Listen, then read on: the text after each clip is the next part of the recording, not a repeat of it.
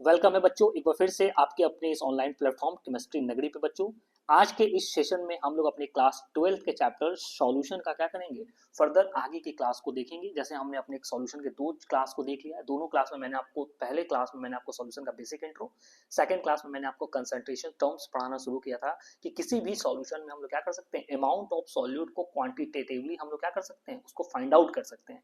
जिसमें मैंने आपको क्या किया था, mass by mass percentage, volume by volume percentage मैंने आपको क्लियर कर दिया था। आज के इस सेशन में कंसंट्रेशन टर्म्स को आगे बढ़ाते हुए हम देखेंगे mass by volume percentage and parts पर मिलियन। दैट मीन्स किसी भी कंसंट्रेशन में अमाउंट ऑफ सॉल्यूट को फाइंड आउट करने का हमारा दो और मेथड है। एक है हमारा mass by volume percentage and parts पर मिलियन।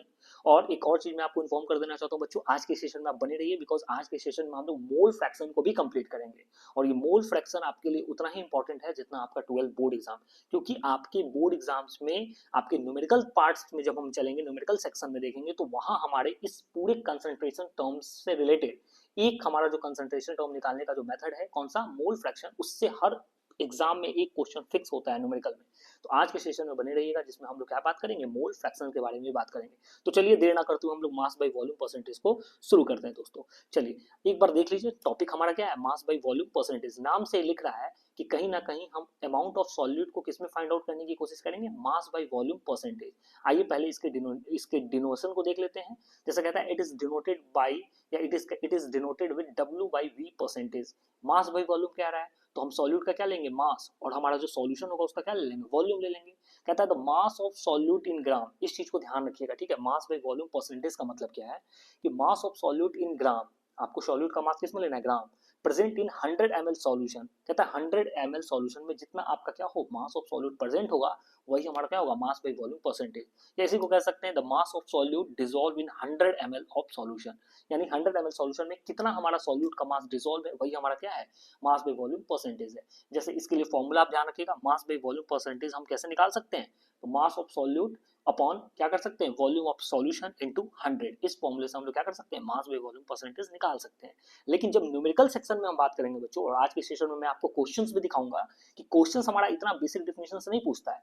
क्वेश्चन आपको लिख के देगा, वो ऊपर जो आप देख रहे हो ना, ये वाला जो आप टर्म देख रहे हो बच्चों, ये जो आप देख रहे हो, it is denoted with W by V percentage. इस फॉर्म में आपसे क्या करेगा, वो स्टेटमेंट लिख के देगा, और फर्दर उससे आगे आपसे मोल फ्रैक्शन, मोलारिटी, मोलालिटी, जो हम लोग आगे आने वाले क्लासेस में देखेंगे बच्चों, वो क्वेश्चन पूछेगा। तो ये जो मैं आपको टर्म बता रहा हूँ ना, मास बाय वॉल्यूम परसेंटेज, ये आगे की टॉपिक्स को सॉल्व करने के लिए, आगे के न्यूमेरिकल सेक्शन को सॉल्व करने के लिए बहुत इंपॉर्टेंट होगा। आइए देखते हैं इस पे बेसिक सा एक क्वेश्चन एग्जांपल देखते हैं, किस टाइप के question mass by volume percentage में पूछता है। जैसे आपको सिंपल सा मैं पूछूं कि व्हाट इज मिंट बाय 10%, और अगर ब्रैकेट में उसने लिख दिया W बाई V, तो आपको मैंने पिछली क्लास में भी बताया था, अगर आपको लिखे W बाई W तो आप समझेंगे क्या, मास बाई मास परसेंटेज। अगर लिखे V बाई V तो आप क्या समझोगे, अगर यहाँ लिख देता हमारा, क्या लिख देता, अगर हमारा लिख देता वो V बाई V, अगर लिख देता V बाई V तो क्या समझते हो उसको, वॉल्यूम बाई वॉल्यूम परसेंटेज। और यहाँ लिखा है उसने क्या, W बाई V, इसका मतलब है क्या, मास बाई वॉल्यूम परसेंटेज। और इसका मीनिंग आप क्या समझोगे, तो अभी बताया आपको, डिफिनेशन से समझोगे कि W बाई V का मतलब है कि 10%, W बाई V का मतलब है कि 10 gram of solute present in 100 ml of solution. यही है ना मास बाई वॉल्यूम क्या है, यानी 100 ml सॉल्यूशन में आपके सॉल्यूट का कितना मास प्रेजेंट है, 10 ग्राम। तो ये था एक बेसिक डिफिनेशन, ऐसे ही आपको वर्ड से समझना है। अब देखिए क्वेश्चन कहता है, calculate the mass by volume percentage of NaOH। आपको NaOH का क्या निकालना है, वॉल्यूम परसेंटेज निकालना है, मास बाय वॉल्यूम परसेंटेज। कहता है when 10 gram of NaOH is present in 100 ml of solution. बहुत बेसिक क्वेश्चन, यहाँ देखो NaOH का क्या किया है, NaOH क्या है आपका, सॉल्यूट है, और हमारा सॉल्यूशन कितना है, 100 ml। तो यहाँ तो आपको वेट भी पता है और आपको सॉल्यूशन का वॉल्यूम भी पता है, तो आप तो आसानी से निकाल सकते हो। यहाँ मास ऑफ सॉल्यूट कितना आपका दिया, 10 ग्राम, और इसी 10 ग्राम को हम बोल सकते हैं हमारा क्या है, 10% प्रेजेंट है। और 10% क्या बोल सकते हैं, W बाई V बोल सकते हैं, क्योंकि 100 ml सॉल्यूशन में आपके सॉल्यूट कितना है, 10 ग्राम, तो ये हमारा क्या है, 10% W बाई V। वैसे ही वॉल्यूम ऑफ सॉल्यूशन की बात करें तो उसने हमें कितना दिया है, 100 ml। तो इससे आप क्या कर सकते हो, आप अपना इससे आप क्या कर सकते हो, calculate the mass by volume, इसके आगे फॉर्मूले पे पुट करो और फिर निकालोगे तो आपका राइट आंसर आएगा कितना, 10% ही इसका राइट आंसर आएगा बच्चों। आसान ही है, अगर आपसे सॉल्व नहीं हो रहा तो कहोगे तो मैं यहाँ सॉल्व करके दिखा देता हूँ। चलिए आपके लिए कोई दिक्कत वाली बात नहीं है बच्चों, मैं अब यहाँ पे आपको सॉल्व करके भी दिखा देता हूँ। जैसे हमारा क्या निकालना है, हमें निकालना है क्या, W बाई V परसेंटेज निकालना, और इसके लिए मैंने बताया क्या, मास ऑफ सॉल्यूट। तो मास ऑफ सॉल्यूट हमारा कितना है, 10 ग्राम। नीचे हम क्या ले लेंगे, वॉल्यूम ऑफ सॉल्यूशन, ये हमारा कितना है, 100। इंटू हम क्या कर लेंगे 100, तो ये 100 से ये 100 कट हो गया और हमारे पास कितना बचा, तो लिख देंगे W/V percentage is equal to कितना 10%। इसका राइट आंसर कितना हो जाएगा, तो 10%। बहुत बेसिक क्वेश्चन। चलिए वैसे ही देखिए अगला क्वेश्चन कहता है calculate the mass by volume of NaOH 10 gram. I think same question हो जाएगा ये। हाँ चलिए ये भी सेम क्वेश्चन है बच्चों। तो ऐसे ही करके आप क्या कर सकते हो, देखो ऐसे ही मास ऑफ सॉल्यूट बाई जो पिछले स्लाइड में बताया है सेम वही मेथड से आप क्या कर सकते हो, यहाँ देखो 10/100 कर देंगे इंटू 100 और आपका निकल जाएगा mass by volume percentage of NaOH कितना निकल जाएगा 10। चलिए अब हम देखते हैं पार्ट्स पर मिलियन। ठीक है, अब हम देखते हैं कि किसी भी सॉल्यूशन के कंसंट्रेशन को हम क्या कर सकते हैं पार्ट्स पर मिलियन में भी दिखा सकते हैं बच्चों। तो आइए पार्ट्स पर मिलियन को समझने की कोशिश करते हैं। कहता है when a solute is present in very small quantities then it is convenient to express the concentration in ppm।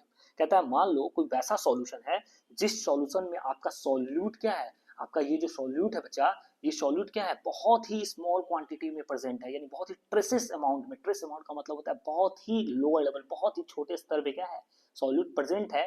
तो इस टाइप के सॉल्यूट के कंसंट्रेशन को एक्सप्रेस करने के लिए आपको क्या फॉर्मूले का यूज करना पड़ेगा, पार्ट्स पर मिलियन, यानी मिलियंस में आपको मिलियंस नंबर ऑफ पार्टिकल में आपको बताना पड़ेगा कि हमारा सॉल्यूट का कंसंट्रेशन कितना है, उसका अमाउंट कितना है। तो ये चीज ध्यान रखिएगा, ये इसका बेसिक डेफिनेशन।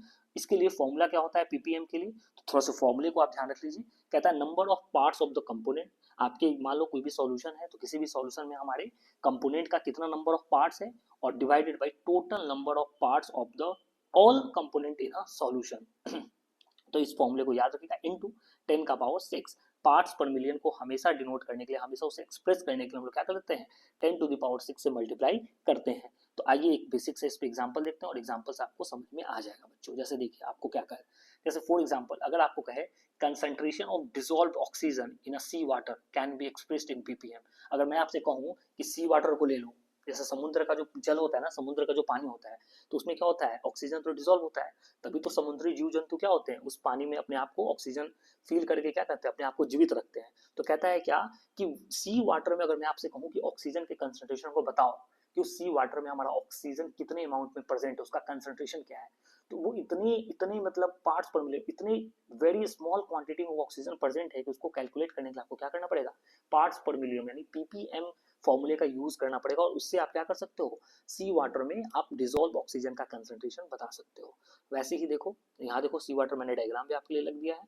फिर देखो कहता है concentration of pollutant in water और atmosphere can be expressed in ppm. बात सही है, जितने से हम कहते हैं ना आज के डेट में हम क्या करते हैं एयर पॉल्यूशन को कैलकुलेट करते हैं ना कि हमारा कितना एयर पॉल्यूशन है। तो एयर पॉल्यूशन का मतलब क्या है कि मतलब एक प्योर ऑक्सीजन में कितना परसेंट हमारा क्या है अनवांटेड, या मतलब हमारा पॉइजनस या अनवांटेड क्या है कंपोनेंट उसमें आ बैठा है। तो ऑलरेडी ऑक्सीजन का इतना ज्यादा क्वांटिटी है और उस ऑक्सीजन की इतने बड़े से क्वांटिटी में जो इम्प्यूरिटीज है वो क्या है बहुत ही छोटे अमाउंट में बैठा है। तो उसको कंसंट्रेशन की उसके कंसंट्रेशन को फाइंड आउट करने के लिए हम क्या कर सकते हैं पार्ट्स पर मिलियन का इस्तेमाल कर सकते हैं बच्चों। तो ये कुछ इसका बेसिक सा एग्जांपल था। ठीक है, चलिए इस पे क्वेश्चन है, एक क्वेश्चन देख लीजिए। ठीक है, क्वेश्चन देख लीजिए, कहता है explain the importance of fluoride ion in water and any other use. ये एनसीईआरटी के स्टेटमेंट से मैंने ये क्वेश्चन उठाया है। एनसीईआरटी में एक लाइन लिखा हुआ है कि फ्लोराइड आयंस के वाटर में आपको इंपॉर्टेंस बताना है कि वाटर में फ्लोराइड आयंस का क्या इंपॉर्टेंस होता है। एनसीईआरटी में एक लाइन दिया था तो मेरे को लगा कि आपके अपकमिंग नीट और जेईई एग्जाम के लिए इंपॉर्टेंट होता है। जितने भी कॉम्पिटेटिव एग्जाम होते हैं वो क्या होता है आपके एनसीईआरटी से तो फ्रेम होते हैं बच्चों। तो एनसीईआरटी के हर एक लाइन को बहुत ध्यान से समझना है। तो आइए इसके मीनिंग को समझ लीजिए। कहता है 1 ppm of fluoride ion concentration in water prevent tooth decay. अब समझ में देखिए आप कितना ये इंपॉर्टेंट है। कहता है क्या आपका जो टूथ डिके हमारा होना है, जैसे दांत हमारा क्या होता है जो हमारा टीथ टूथ होता है वो डिकेइंग होता है। तो कहता है क्या अगर कंसंट्रेशन ऑफ वाटर मतलब वाटर में अगर हमारा क्या है फ्लोराइड आयन 1 ppm भी मौजूद है ना तो आपके टूथ के डिके को क्या कर सकता है प्रिवेंट कर सकता है। तो सोचिए फ्लोराइड आयन का वाटर में कितना ज्यादा मतलब इंपॉर्टेंस है। अगर वाटर में फ्लोराइड आयन ना हो तो आपका टूथ क्या हो डिके होना शुरू हो जाएगा। लेकिन उस वाटर में फ्लोराइड का कंसंट्रेशन क्या है बहुत ही कम है, बहुत ही ट्रेस अमाउंट में है। और उस ट्रेस अमाउंट को कैलकुलेट करने के लिए यानी फ्लोराइड आयन के ट्रेस अमाउंट को कैलकुलेट करने के लिए हम लोग क्या करते हैं पीपीएम का इस्तेमाल करते हैं। देखिए 1.5 ppm of fluoride ion in water led to mottled teeth. ये ध्यान रखिएगा जैसे ही 1.5 ppm होगा वाटर में, अगर 1.5 ppm of fluoride ion present होगा तो आपके टीथ को क्या कर देगा मोटेल्ड करना शुरू कर देगा और higher concentration of fluoride ion in water become poisonous. ठीक है, और जैसे ही अगर वाटर में क्या हो जाए फ्लोराइड आयन की कंसंट्रेशन ज्यादा हो जाए तो बहुत ज्यादा पॉइजनस होगा और आपके दांतों को क्या कर देगा आपके दांत झड़ने शुरू हो जाएंगे। तो आपको उसी वाटर का इस्तेमाल ज़्यादा अच्छा करना होता है जिसमें फ्लोराइड आयन का कंसंट्रेशन कितना 1 ppm हो, जो आपको क्या करता है आपके टूथ डिके को बचा सकता है। तो ज़्यादा फ्लोराइड आयन भी क्या कर सकते हो, यूज़ नहीं कर सकते हो। और एक नीचे लास्ट में देखो, sodium fluoride is used in rat poisoner, चूहे मारने वाले दवा में हम क्या करते हैं, सोडियम फ्लोराइड की यूज़ करते हैं। तो ये हमारा फ्लोराइड आयन का वाटर में और उसका कुछ दूसरे टाइप का यूज़ मैंने आपको बताया, एनसीईआरटी में एक लाइन में दे रखा है, तो मेरे को लगा कि मुझे आपको बताना चाहिए, तो मैंने आपके साथ ये चीज़ें शेयर कर दी हैं बच्चों। ठीक है, अगर आपको ये सेशन अच्छा लग रहा है तो मैं बार बार कहता हूँ, सेशन अच्छे लगे तो प्लीज़ आप अपना कीमती कमेंट बॉक्स में ज़रूर ड्रॉप कीजिएगा बच्चों। आपको जो भी डाउट होगा, कुछ नहीं समझ में आ रहा है, कुछ नया चाहिए, तो आप प्लीज़ कमेंट बॉक्स में कमेंट कीजिएगा। मैं एकदम आपके कमेंट को पढ़ता हूँ और आपके हर एक प्रॉब्लम को दूर करने की कोशिश करूंगा बच्चों। चलिए फर्दर आगे कंटिन्यू करते हुए अब थोड़ा सा हम एक एमसीक्यू देख लेते हैं, जितना अभी तक पढ़ा उससे रिलेटेड एमसीक्यू, फिर हम मोल फ्रैक्शन की तरफ शिफ्ट होंगे बच्चों। और हो सकता है अगर एमसीक्यू सेशन क्वेश्चन ज्यादा होगा तो आज रहने देंगे इतना ही। हमने क्या देखा, मास बाई वॉल्यूम परसेंटेज देखा, और हमने क्या देखा, हमने देखा ये क्या बोलते हैं, पार्ट्स पर मिलियन। आइए एमसीक्यू देखते हैं। कहता है water pollution can be measured in, बताइए वाटर पॉल्यूशन को हम लोग किस में मेजर करते हैं, डब्ल्यू बाई डब्ल्यू परसेंटेज यानी mass by mass, W by V mass by volume, volume by volume, या पीपीएम। तो अभी बताया वाटर पॉल्यूशन हम लोग किससे मेजर कर सकते हैं बच्चों, पीपीएम से। तो इसका राइट आंसर क्या हो जाएगा, पार्ट्स पर मिलियन। ठीक है, बहुत ही अच्छा एमसीक्यू। वैसे ही देखो, अब हमारा मेन टॉपिक जो है वो शुरू होने जा रहा है, कौन सा, मोल फ्रैक्शन। और ये आपके लिए बच्चों बहुत इंपॉर्टेंट है, आप थोड़ा सीरियस हो जाइएगा और प्लीज कोशिश कीजिएगा कि मेरे सारे कंटेंट को आप क्या करें, अपने हैंड रिटन नोट्स कॉपी में लिखते चलें। सिर्फ वीडियो को दिखे नहीं, बैठ के उसको क्या करें, नोट्स बनाने का प्रयास करें। आपका पूरा सॉल्यूशन चैप्टर इसी प्लेलिस्ट में और इसी चैनल पे कंप्लीट करा दिया जाएगा। क्लास 12 का पूरा सॉल्यूशन पढ़ना, फिर आपको पता चलेगा कि आपने सॉल्यूशन को कैसे पढ़ा है और कितने आप सॉल्यूशन में अपने आप को अच्छा वेल फील कर रहे हैं। ठीक है, तो आपको कोई दिक्कत नहीं होगा, बने रहिए। चलिए अब हम लोग मोल फ्रैक्शन को देखते हैं बच्चों। मोल फ्रैक्शन क्या है, तो आइए, कहता है it is denoted with capital x. ध्यान रखिएगा, मोल को हम लोग क्या कर सकते हैं, कैपिटल एक्स से दिखा सकते हैं। ठीक है, चलिए, कहता है the ratio of number of mole of one component to the total number of moles of all the component present in a solution. इसी को बोलते हैं, ये हमारा क्या है, मोल फ्रैक्शन है। जैसे आपको मैं एक छोटा सा चीज यहाँ एग्जांपल से क्लियर करता हूँ, ध्यान से देकर समझ लीजिए आप। ठीक है, जैसे मान लीजिए कहता है ये हमारा क्या है, एक बीकर है, और कहता है इस बीकर में मान लो हमारा क्या है, एक सॉल्यूशन है। और कहता है क्या, मान लो हम क्या कर रहे हैं, एक हमने ऊपर से क्या डाला, सॉल्यूट डाला। ठीक है, एक कंपोनेंट डाला, उस वो कंपोनेंट हमारा क्या है, ए। और माना इस सॉल्यूशन में हमारा पहले से दो कंपोनेंट है क्या, बी प्लस सी। तो कहता है क्या, इसके लिए हम लोग क्या कर सकते हैं, तो कहता है the ratio of number of mole of one component to the total number of mole of the component. जैसे अगर हमें ए का निकालना है, अभी आगे मैं फर्दर आपको बताऊंगा, अभी इतना समझना बस कि ratio of number of mole of one component, एक कंपोनेंट का अगर हमें निकालना है तो नंबर ऑफ क्या लिखता है, the ratio of number of mole of one component to the total number of mole of all the component. जैसे यहाँ देखिए, आपको एक फॉर्मूले से बताने की कोशिश करता हूँ, जैसे एग्जांपल समझो आप। जैसे कहता है इन अ बाइनरी मिक्सचर, वैसा मिक्सचर कैसा मिक्सचर हो, बाइनरी। बाइनरी मिक्सचर मतलब नंबर ऑफ कंपोनेंट्स कितने हो जाए, दो नंबर ऑफ कंपोनेंट होने चाहिए, बताया था, याद करो इंट्रोडक्शन वीडियो में। Binary mixture, ternary solution. तो बाइनरी मिक्सचर का मतलब है जिसमें कंपोनेंट कितने हैं, दो। तो कहता है if the number of mole of A and B are Na and Nb respectively, the mole fraction of A will be। कहता है मान लो आपके पास, यहाँ लिख देता हूँ, देखो ऊपर समझा देता हूँ आपको, यहाँ देखो साइड में। जैसे यहाँ मान लो कहता है क्या, हमारा मान लो एक हमारे यहाँ क्या है, यहाँ हमारा एक सॉल्यूशन है, इस सॉल्यूशन में हमारा क्या है, E प्लस बी है, दो कंपोनेंट से मिलकर ये सॉल्यूशन तैयार हुआ है। और कहता है क्या, इस ए वाले कंपोनेंट का मान लो मोल क्या है, नंबर ऑफ मोल क्या है, Na। और कहता है इस बी वाले का क्या है, Nb। तो कहता है क्या, द मोल फ्रैक्शन ऑफ ए। तो मोल फ्रैक्शन ऑफ ए निकालने का देखो फॉर्मूला क्या होगा, यहाँ एक्स ए का मतलब क्या है, एक्चुअल में इसको एक्स नहीं बेटा, इसको हम पढ़ते हैं जाई। क्या पढ़ते हैं, जाई पढ़ते हैं, मोल फ्रैक्शन को जाई से डिनोट करते हैं, जाई पढ़ते हैं। तो मोल फ्रैक्शन ऑफ ए हम निकालेंगे तो क्या निकल जाएगा, number of mole A, ratio लेना था तो किसका, जिस कंपोनेंट का पूछेगा उसका रेशियो। तो number of moles of A divided by total number of mole present in solution. यानी हमारा Na क्या है, mole of number of mole of solute A divided by क्या, number of mole of solute A plus number of moles of B. इससे हम लोग क्या कर सकते हैं, आराम से मोल फ्रैक्शन कैलकुलेट कर सकते हैं। अब देखो यहाँ कहता है for a solution containing i number of component. माना कि नंबर ऑफ कंपोनेंट कितना आई हो, जरूरी थोड़ी है दो ही कंपोनेंट हो, तीन भी हो सकता है, चार भी हो सकता है, पांच भी हो सकता है। तो मान लो number of solution containing i number of component, तो हमारे पास फॉर्मूला क्या हो जाएगा, जाई1 क्या हो जाएगा, देखो n1 upon n1 plus n2 plus dot dot dot कितना तक जाएगा, ni। क्योंकि टोटल सॉल्यूशन में नंबर ऑफ कंपोनेंट कितने आई हैं, तो वैसे हम लोग निकाल सकते हैं। और इसी को डिनोट करने के लिए n1 अपॉन क्या लिख सकते हैं, सिग्मा ni। ठीक है, समेशन ऑफ ni, यानी जितने नंबर ऑफ कंपोनेंट है सबको जोड़ देंगे और हम लोग पहले नंबर के सॉल्यूट के नंबर ऑफ मोल्स को ले लेंगे, तो हम क्या कर लेंगे, मोल फ्रैक्शन को कैलकुलेट कर सकते हैं बच्चों। चलिए देखिए the sum of mole fraction of all the component is unity, ये आपको याद रखना है क्योंकि इससे आपके मैक्सिमम क्वेश्चन सॉल्व होंगे। ध्यान रखिएगा, कहता है sum of mole fraction of all component, जितने भी कंपोनेंट हैं सारे कंपोनेंट के जब मोल फ्रैक्शन को आप काउंट कर लोगे और उसको जब ऐड करोगे तो वो कितना होगा, हमेशा 1 के बराबर होगा। जैसे देखो xi1 प्लस xi2 यानी mole fraction of first component plus mole fraction of second component plus dot dot dot mole fraction of n component is equal to 1। तो ये आपको ध्यान रखना है मोल फ्रैक्शन के बारे में, ठीक है। अब एक एग्जांपल लेते हैं और एग्जांपल से आपको समझ में आ जाएगा, बट उससे पहले कुछ बेसिक नोट्स अपने ध्यान में रखिएगा। कहता है it is useful in relating some physical properties of solution like vapour pressure. Mole fraction का सबसे ज्यादा यूज हम करते हैं क्या, किसी भी सॉल्यूशन के फिजिकल प्रॉपर्टीज को कैलकुलेट करने के लिए, उसको रिलेट करने के लिए। जैसे वेपर प्रेशर, किसी भी सॉल्यूशन के वेपर प्रेशर को डिनोट करना है, उसको बताना है, तो हम उसके मोल फ्रैक्शन के टर्म में बता सकते हैं, ठीक है। जैसे कहता है it has no unit because it is the ratio of number of moles. ध्यान रखिएगा, मोल फ्रैक्शन का कोई यूनिट नहीं होता है, क्यों, क्योंकि ये क्या है, ये ratio of number of moles है बच्चों, ठीक है। जैसे it is independent of temperature, ये मोस्ट इंपॉर्टेंट लाइन है, बहुत सारे बोर्ड एग्जाम्स में आपसे ऑब्जेक्टिव में ये स्टेटमेंट बेसिस क्वेश्चन पूछता है कि mole fraction is the temperature dependent और नॉट। तो ध्यान रखिएगा मोल फ्रैक्शन जो होता है वो क्या होता है, टेम्परेचर इंडिपेंडेंट होता है। चलिए मेक अ नोट, देखिए नंबर ऑफ मोल्स एन, अगर आपसे कहे कि किसी भी सॉल्यूट का मोल्स निकालो, तो ये आपने क्लास 9th और 10th में भी पढ़ के आप आए हैं। नंबर ऑफ मोल्स निकालने का क्या होता है, जिस सॉल्यूट का मोल्स कहेगा उसका वेट लेना है, गिवन वेट, और उसके साथ आपको उसका क्या लेना है, जीएम एमडब्ल्यू, जिसको हम लोग बोलते हैं ग्राम मॉलिक्यूलर वेट। यानी किसी भी सॉल्यूट का आपका क्या करना है, किसी भी आपको सॉल्यूट का नंबर ऑफ मोल्स निकालना है तो उसका गिवन मास होगा और साथ में उस सॉल्यूट का क्या ले लेना है, आपको मॉलिक्यूलर वेट ले लेना है।